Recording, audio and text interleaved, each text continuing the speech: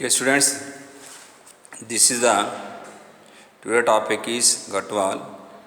This is a part of digestive system. See this diagrammatic representation of the transfer section of the gut. You know about the gut.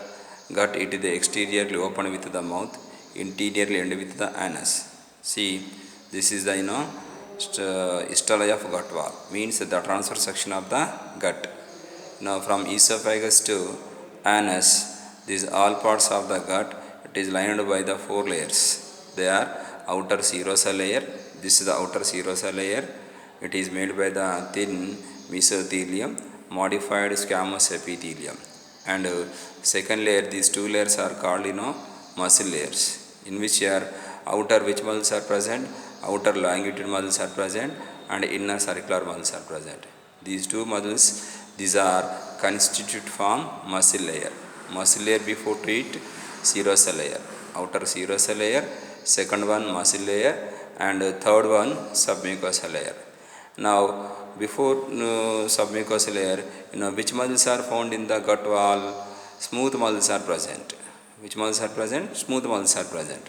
Now some portions of the gut, in the case of stomach, along with the circular muscles and longitudinal muscles, along with the circular muscles and longitudinal muscles, another muscles are present in the muscle layer of the stomach called oblique muscles. Oblique muscles. How many layers are present in the wall of stomach? Three muscle layers are there. One is circular muscles, followed by the oblique muscles, and followed by the longitudinal muscles. You should remember order wise: outer longitudinal, middle oblique muscles, and inner circular muscles only in stomach.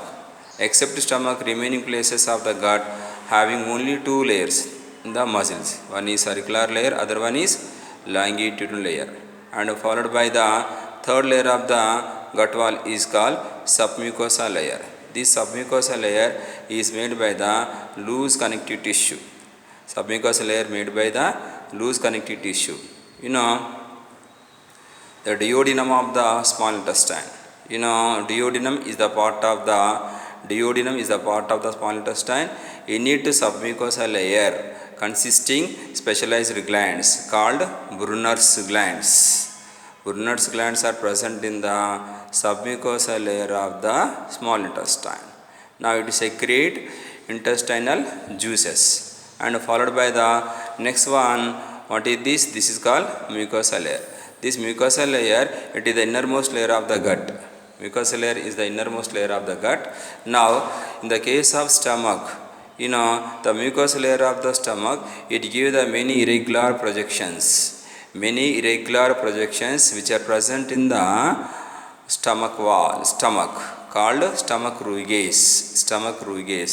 And followed by the within the stomach rugae of the stomach have some glands are there called gastric glands, and followed by the next one. In the case of small intestine, the mucosal layer of the small intestine gives many small projections. These small projections are called villi. The small projections are called villi. What are villi? A small projections which are present in the small intestine, they are derived from the mucosal layer of the small intestine. These are called villi. Now the wall of the villi, it is lined by the simple columnar epithelial tissue. The wall of the villi which made by the simple columnar epithelial tissue. The cell membrane of the epithelial tissue of the villi which gives many microscopic projections. The microscopic projections are called microvilli. Villi possess microvilli. Say a difference between the microvilli and villi. Microvilli, they are the microscopic projections on the surface of villi. What are villi? Many small projections which are derived from the mucous layer of the small intestine is called villi. Now within the villi have a large lymph capillary and many blood capillaries are there. Large lymph capillary and many blood capillaries, lymph vessel, not lymph capillary. A large lymph vessel and many blood capillaries present within the villi called lacteole. You should remember lacteole. What is the lacteole? A large lymph vessel and many lymph capillaries which are present in the villi called lacteole. And coming to here the basal part of villi in the small intestine. Basal part of villi in the small intestine having many here follicle like structures are there called here Lieberkühn follicles or crypts of Lieberkühn's. Base of villi possess many follicle like structures are there called crypts of Lieberkühn's or Lieberkühn follicles.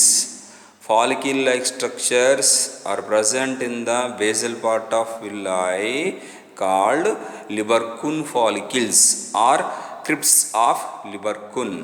Crypts of Lieberkühn or Lieberkühn follicles which are present in the basal part of villi.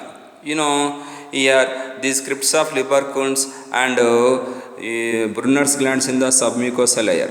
Crypts of Lieberkühn's in the villi and next one Brunner's glands in the submucosal layer small intestine.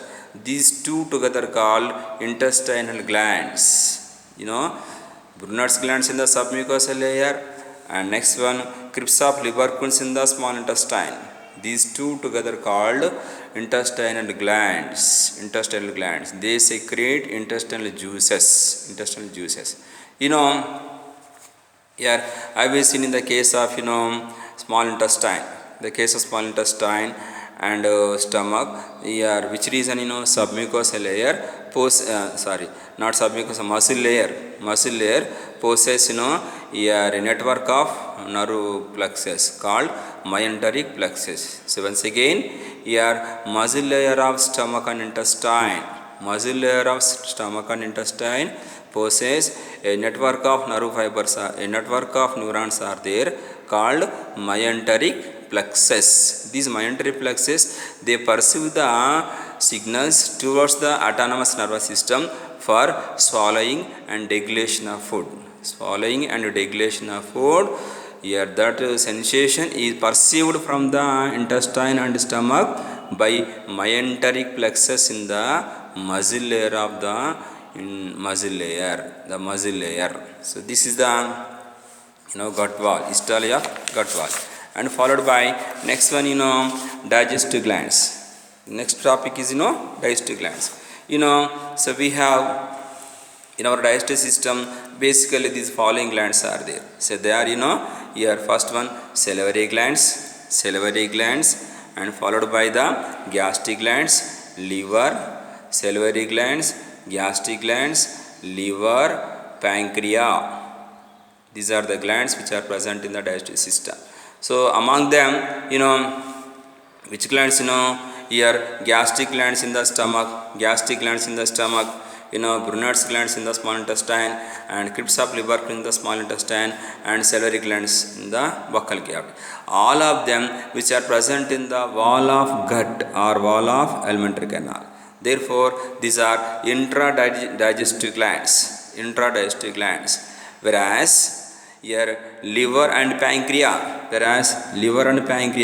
these two glands which are present on the outside the wall of gut or outside the wall of alimentary canal.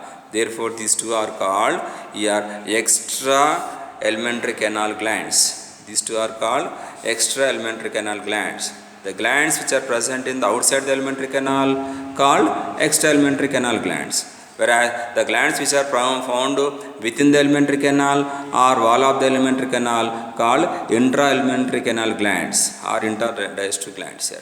Now let us coming to among the types of digestive glands in our digestive system. The first one that is salivary glands.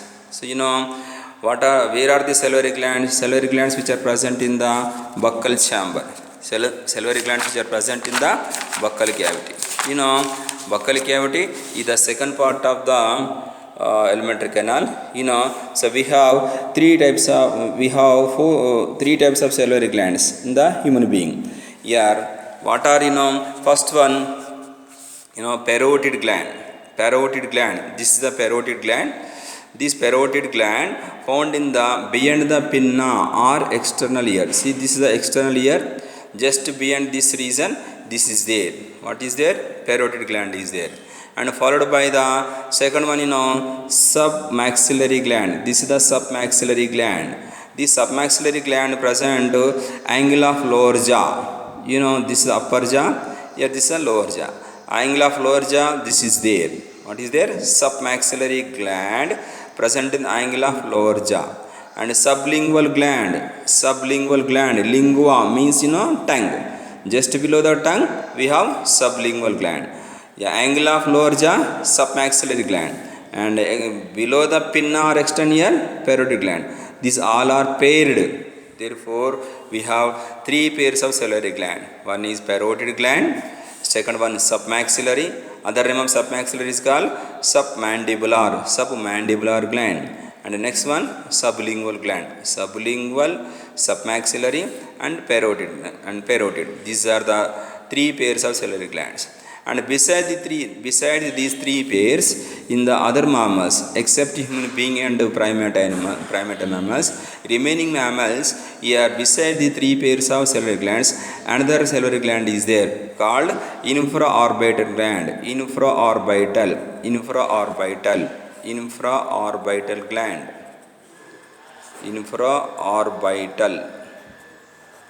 Infraorbital gland. This infraorbital gland present below the eye orbit. Below the eye orbit, we have infraorbital gland. Present below the eye orbit here. Here, except human being, remaining all mammals, here beside these three pairs of salivary gland here, it is also present. Infraorbital gland also present. Now, these all glands, parotid gland, submaxillary gland, and sublingual gland, all of them which are made by basically two types of cells. They are, first one is serosa cells and another one is your mucous cells. These serosa cells and mucous cells of the salivary gland. Serosa cells and mucous cells of salivary gland which secrete saliva. Serosa cells and mucous cells of salivary gland which secretes saliva. Saliva which contain large amount of water, salts, mucin, etc. So two are the main enzymes which are present in the saliva. Say one is salivary ptyalin or salivary amylase. Salivary ptyalin or salivary amylase. So other name of salivary amylase, alpha amylase. Alpha amylase, you should remember. Alpha amylase. What is amylase? Amylase, it means for digestion of your amylopectin granules and amylum granules. Amylopectin granules and amylum granules. Where they are present, these granules are abundantly found in starch. So where is the source of starch? Starch is the abundantly source in the rice. So our ingesting food contain large amount of starch. That starch it converts into maltose and dextrose sugar in the presence of amylase enzyme. This amylase enzyme is nothing but salivary amylase or ptyalin. Now beside this enzyme also what is there in our saliva? Lysozyme is there. Lysozyme is a bactericidal enzyme, means which kill the bacteria. Bactericidal enzyme, it kill the bacteria. Now beside this components in our saliva, also we have the large amount of minerals and one, what is that? That is antibodies there. What is the antibody present in our saliva? IgA type of antibody. IgA type of antibody is present. IgA type of antibody present in our saliva. So due to presence of the various kinds of salts in our saliva maintains 6.8 pH. Our saliva pH is 6.8. Our saliva pH is 6.8. During early stage of human being, in the case of childhood stage, up to second or third years of old human development here our salivary glands, especially parotid glands, are get infected. So why the parotid type of salivary glands are infected? So due to some infectious agents. In the case of paramyxa group viruses. Here paramyxa group viruses which are cause the damage about the parotid glands. Therefore, get the enlargement of parotid salivary gland. get the enlargement of parotid salivary glands, it leads to your mumps. Mumps in Telugu name, గవద బిళ్ళలు అంటారు దీన్ని. That is painful inflammation means అంటే బాగా దవడల దగ్గర ఉబ్బుతాయి అన్నమాట చిన్న పిల్లలకి. ఎందుకొరకంటే ఈ వైరస్ ఇన్ఫెక్ట్ కావడం వల్ల సెలరీ గ్లాండ్స్లో ఉన్నటువంటి పెరోటిడ్ సెలరీ గ్లాండ్స్ అనేది ఇన్ఫెక్ట్ అవుతుంది. దానికి ఇన్ఫెక్టివ్ ఏజెంట్స్ అటాక్ అవుతాయి కాబట్టి అది ఎన్లర్జ్ అవుతుంది. దానివల్ల వాళ్ళకి పెయిన్ వచ్చేస్తుంది అన్నమాట. దాన్నే మమ్స్ డిసీజ్ అంటారు అనమాట. Now this is about the salivary glands.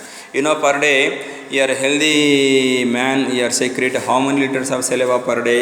1 to 1.5 liter per day. Secrete 1 to 1.5 liter of saliva. So daily we secrete 1 to 1.5 liter of saliva.